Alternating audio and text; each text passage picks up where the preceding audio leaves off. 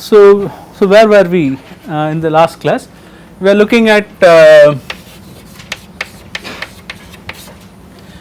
Bellman, I mean MDPs, and we were looking at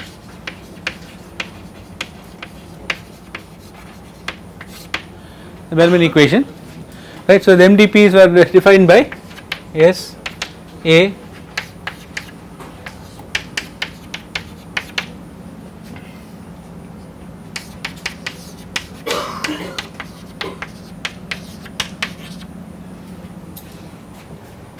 right. So this is what we use for defining an MDP, correct. And what was the Bellman equation? Let us stick with the Bellman equation for V for the simplicity's sake. Tell me what? Sigma x over A1 Ah. pi over A given x Yeah. over h dash probability of h dash given s and A expectation of R given s.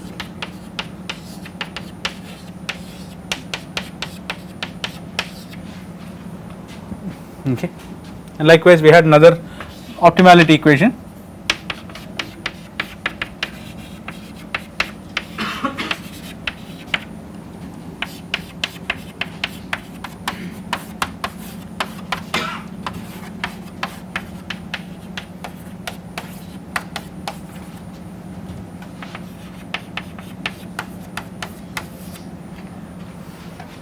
Right. So we had the optimality equation. So one thing which I want you to note about the optimality equation is that we are making an assumption that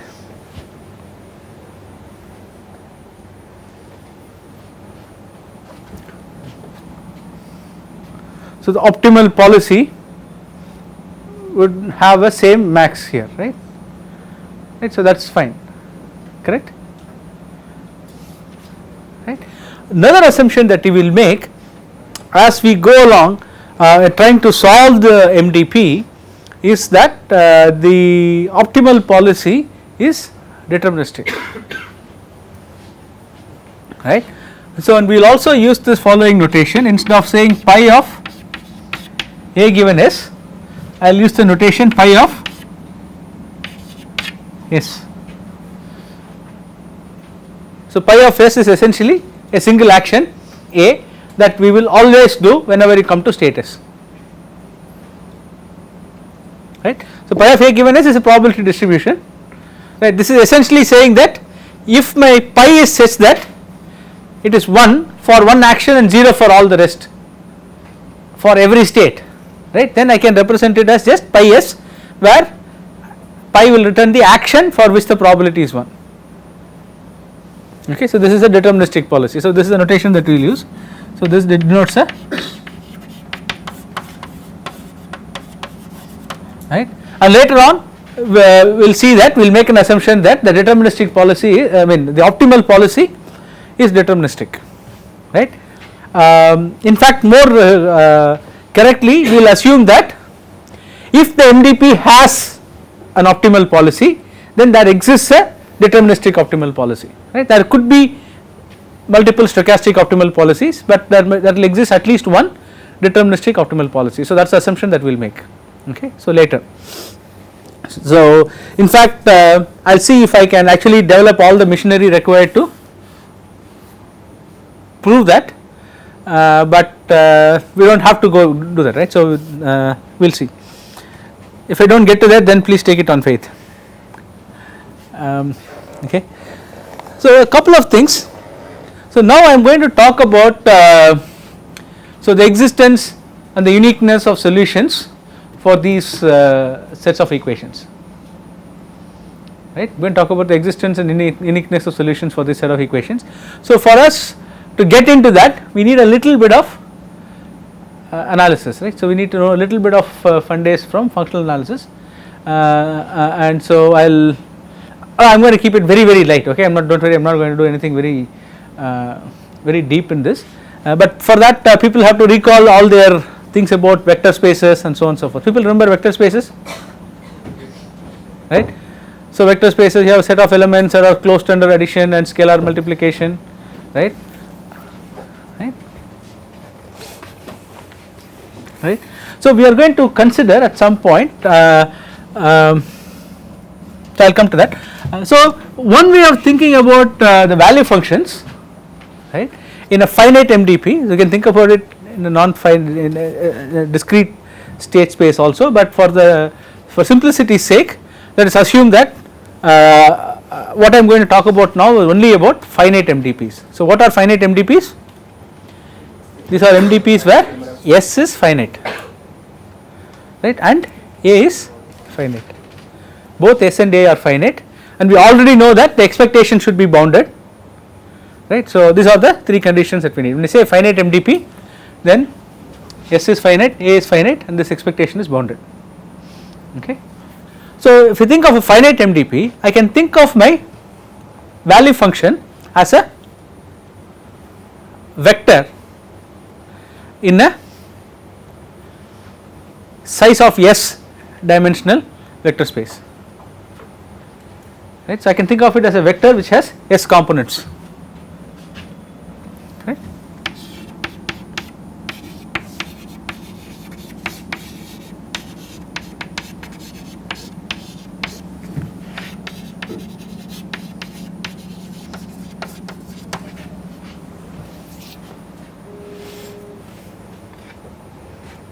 In fact,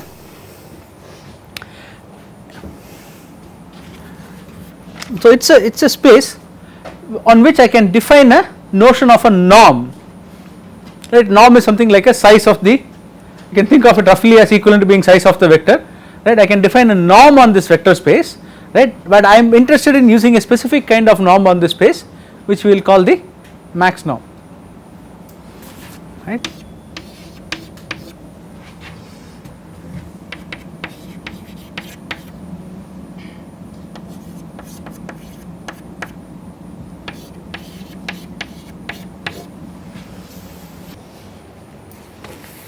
People know norms, okay. So you can think of it as some kind of a measure of size, right. So let us put this down here.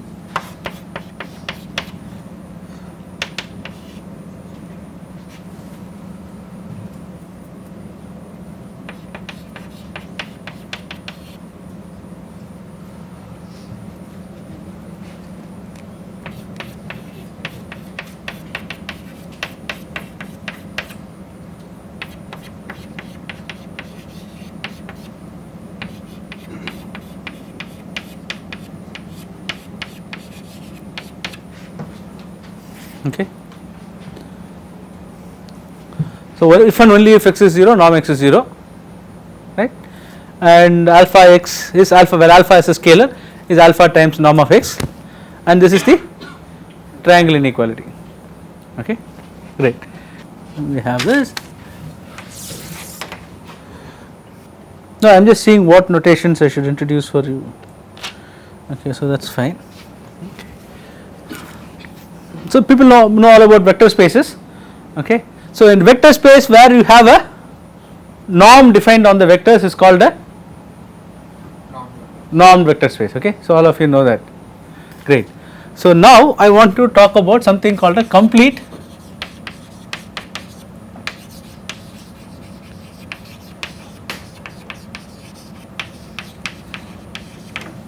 normed vector space. We all know about what a normed vector space is. So when do you say it is complete? Okay. So for that we need to understand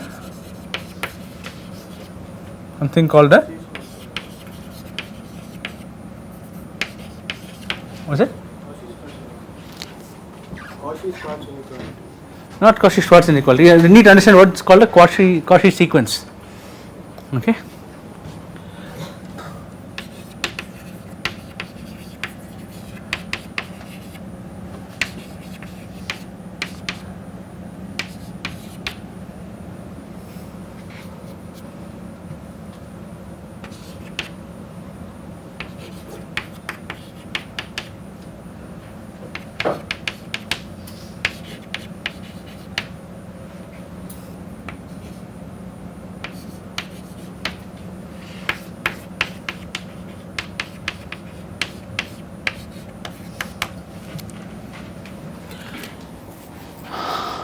So a sequence of course is something like this, okay, right. So what is Cauchy sequence? It says that okay, for any real epsilon that you give me, I can find some point in the sequence, okay, beyond which if I pick any two elements they are within epsilon of each other. Essentially says for any epsilon you give me, right. So what does this mean? So this sequence should be such that the successive elements are coming closer and closer to each other, correct. Does it make sense? It is a sequence in which the successive elements are coming closer and closer to each other. So if every Cauchy sequence in a normed vector space converges to a point in the vector space, right, then you call the vector space as a complete space. So x1 and x2, the distance between x1 and x2 will be greater than x2 and x3. So epsilon is a constant. Yeah. Yes. So x1 and x2, the distance will be greater than x2 and x3. And Possibly. It should be close. Can you show that from the definition of a Cauchy sequence? The Cauchy sequence just says the successive difference are getting smaller and smaller and smaller, does not necessarily say there is a limit, right, does not necessarily say there is a limit, it just says it becomes smaller and smaller and smaller and smaller and smaller. So you could have a limit, right, that is outside the space that you are considering.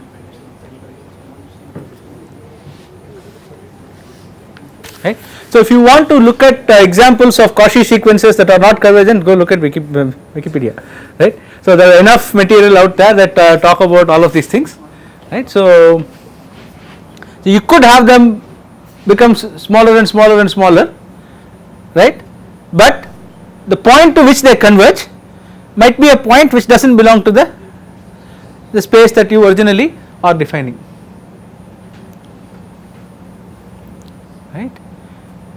So these kinds of things would happen because when we are dealing with infinitely long sequences, all kinds of crazy things happen, okay. Yeah, I should have noted down one such example. Anyone can recall an example off the top of their head? Non-convergent Cauchy sequences, something with like 1 by n and it converges to 0, but then you can define a space which excludes 0. Right, can you define a vector space that excludes 0? No, then they have to come up with some other example, say something that converges to some other value. 1 minus 1 minus 1 by x, 1 minus 1 by x will converge to 1. Now define a space that excludes 1 then. Right, so but that people get the idea, right. So Cauchy sequences might not be convergent in the domain that you are operating in, right. So if every Cauchy sequence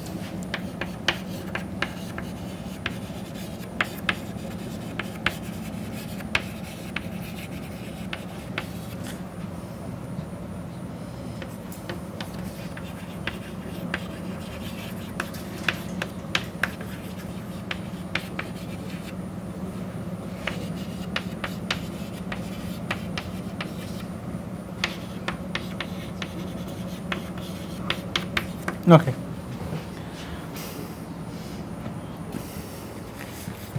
Good. So I think that's all we need from that.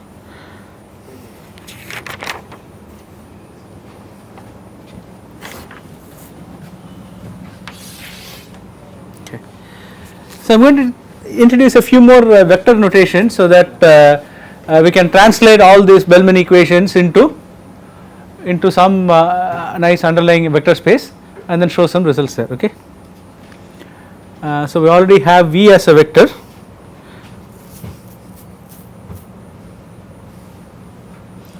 So I am going to define R pi of S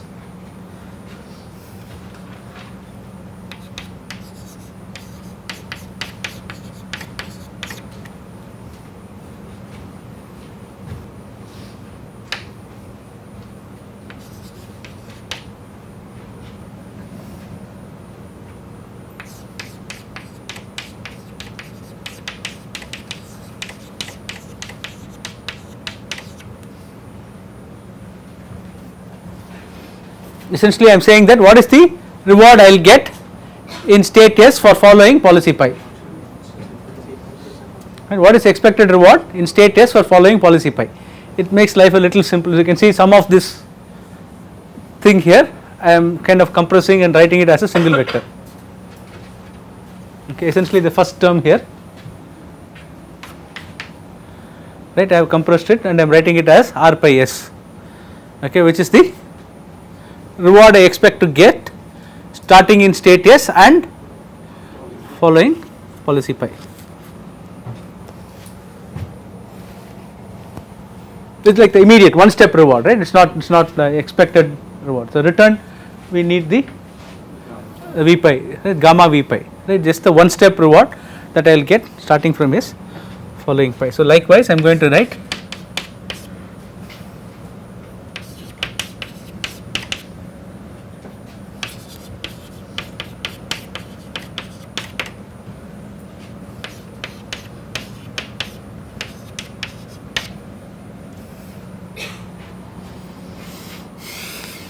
so this gives me the one step transition probability under policy pi, right. I have fixed policy pi, right. So this will give me the one step transition probability under policy pi. So what is the probability? I will end up in state J if I start from state S and take one action according to policy pi.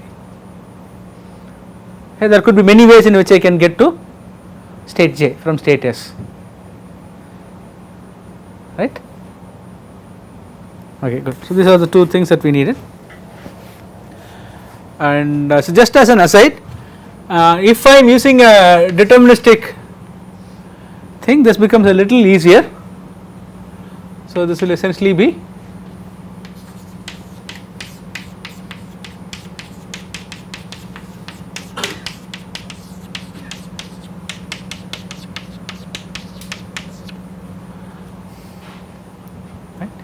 a deterministic policy. So at some points it makes it easier for us to explicitly consider deterministic policies. So I am just writing out the notation here. So whenever I want to use deterministic policies, I might actually switch to this notation. The summation over A disappears, right. So likewise here this will be just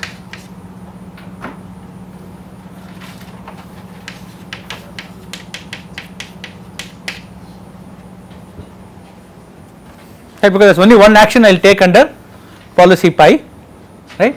Therefore the probability of going to J from S is a probability of going to J from S under that action pi of S, okay. It is just a notational convenience, okay. So don't work yourself too much about it, right.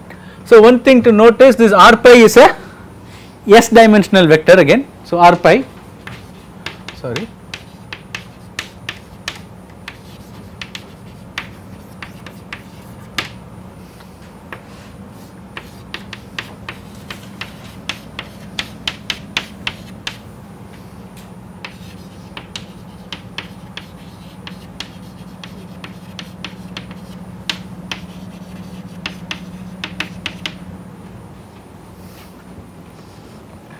r pi is a S dimensional vector and p pi is a S cross S dimensional matrix, okay, and it is also a special kind of matrix. It is a stochastic matrix. So what is the stochastic matrix? Columns add up to Rows add up to 1 and anything else? greater than all the values are greater than 0. Non-negative, greater than or equal to 0. Okay, so all the rows are greater than or equal to 0. Essentially each row you can think of it as a discrete probability distribution, right. They all the entries in a row sum up to 1 and they all have to be non-negative. So basically they lie between 0 and 1 then.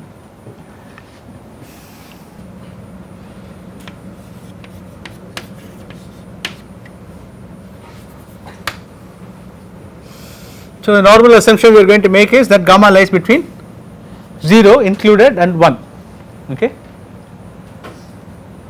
This assumption we will make, and if you think about it, that one step return, right, I can write it as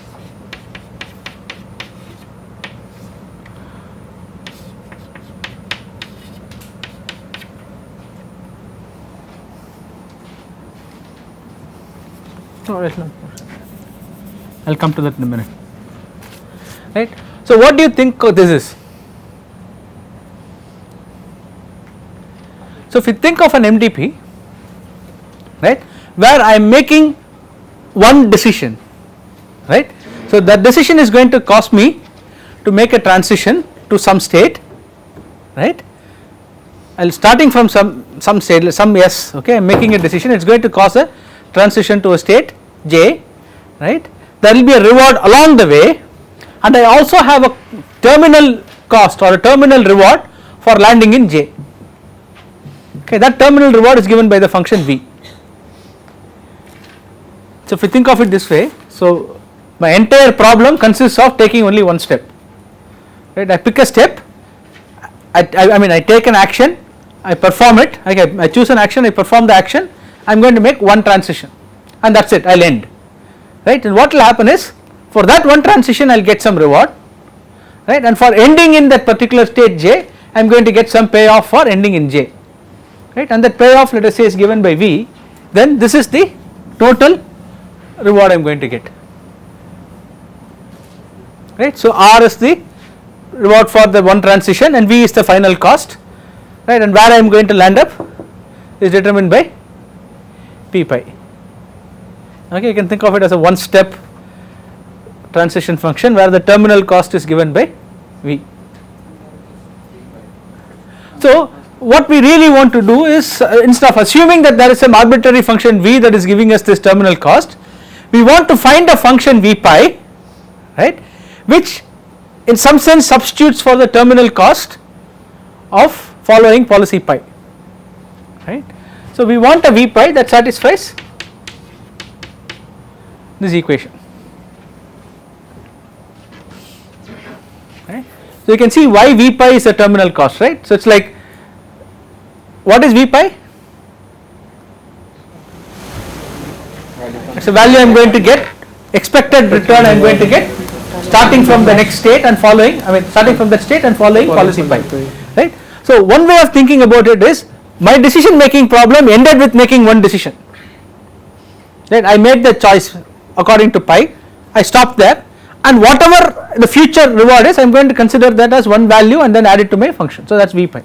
So I am treating V pi as a terminal cost for a one step decision problem, right, and then what I really want this V pi to satisfy, it should be the total cost, right, of starting from here. So this is essentially the equation that I want to solve for V pi, okay.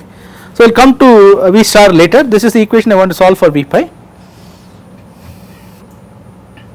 right. So people are all on board with this, right, so you can substitute that for R pi and this for P pi and you write it out, you see that it is essentially this expression, right. I could have started from this expression and simplified it there, but I wanted you to look at the other way of interpreting this expression, that is why I started with this terminal cost interpretation, okay. So if the terminal cost interpretation does not appeal to you, you can do algebra, start from this expression which I hopefully convinced you in the last class is correct, right, simplify it, you will get that expression, okay, great. So this implies that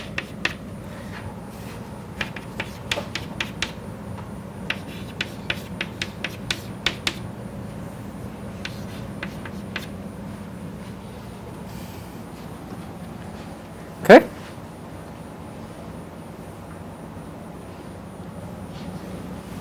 a simple algebra, I just took this to other side, then multiplied by the inverse on both sides, I get this,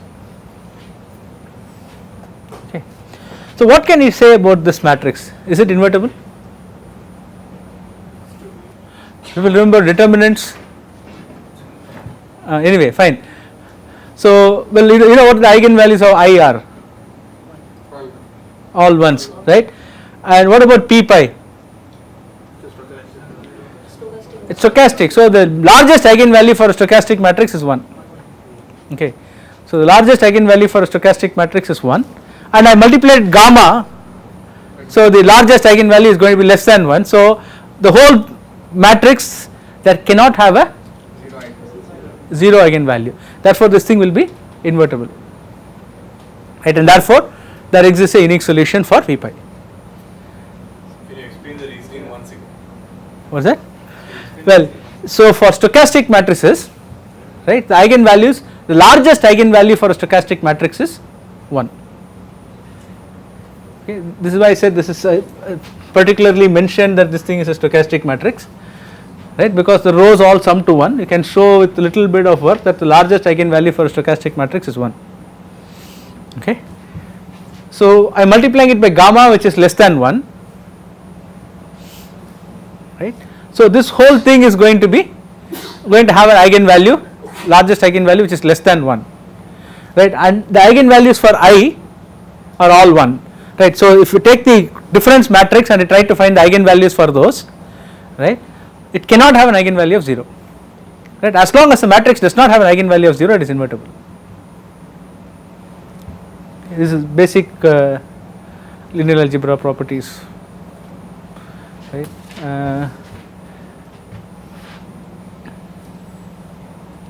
Right.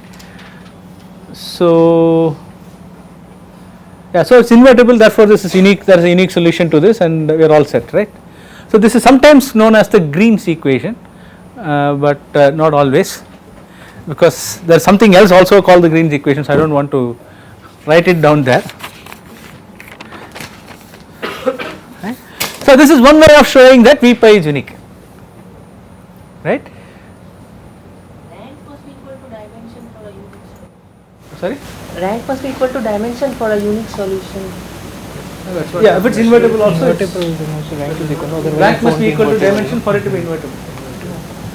Line is 0 independent. Okay, fine. This is one way of convincing people that this works, right. So another way of convincing people is to look at the whole dynamics of what happens, right, in that equation, right. So think about something like this, right. I start with some arbitrary function for V pi, I start with an arbitrary guess for V pi, okay. So I plug this in here, right, and I am going to solve this equation, not solve, I am just going to run this computation. So I am going to get another expression for, another value for V pi, right. I will start with some arbitrary guess, let us call it V naught, okay. I will compute this, I will get say V1, right, and then I will go back and plug V1 back into this expression, okay. I will compute this, I will get V2, right. I keep doing this iteratively, right. I am going to claim that this will converge to V pi, right. I am going to make several claims, I am going to, I made several claims in that statement.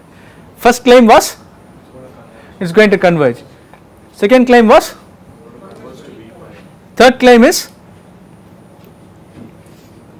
it is unique, right. So we already know it is unique from this expression, this thing we know it is unique, but I can also try to show it in a different way, right. So I am going to show that it is going to converge, right, and it will converge to V pi and that V pi is unique, right. So the reason I am going to do it this way is it makes it easier for us to handle the optimality equation as well later, right. So if I show you how to do this in the V pi case, it makes it easier for us to handle the optimality equation later, okay, great. So people who have heard me before know that I am going dead slow today. I would have normally finished everything I wanted to do by now, but I will probably go to a second class, okay, because I wanted to make sure that people get what I am saying, right. So let us see. So if you have any questions or anything, or you are completely lost, how many of you are completely lost? So that is basic linear algebra. Basic linear algebra. So go do me a favor, go Google up relationship of eigenvalues to invertibility of matrices. Okay, you probably get a Stack Overflow hit. Okay, oh no, stat exchange hit. Stack exchange hit. Yeah. No, that's a stat exchange, right? Yeah, you'll probably get a stat exchange hit on this. Yeah. Anyway, so that's very basic stuff, right? So you remember about determinants and products of eigenvalues being equal to determinants, right? So a matrix is not invertible only if the determinant is 0, right? And if no eigenvalue is 0, then the determinant cannot be 0. Therefore, the matrix will be invertible. Okay, does that convince you? Maybe. a bit more, okay. Anyway, fine. Yeah, so go look up. So I am not going to do basic linear algebra now. Okay. So let us now take you kicking and screaming into something more. I need to erase this part. Which part can I erase? Okay, so I will probably end up erasing this part. So everyone has copied down what this r pi and p pi are, right? So everyone has it in their notebook, so I can erase this because I am going to use it, but I want that expression also to stay. I do not want to erase that. So everyone has this, great. So I am going to erase it.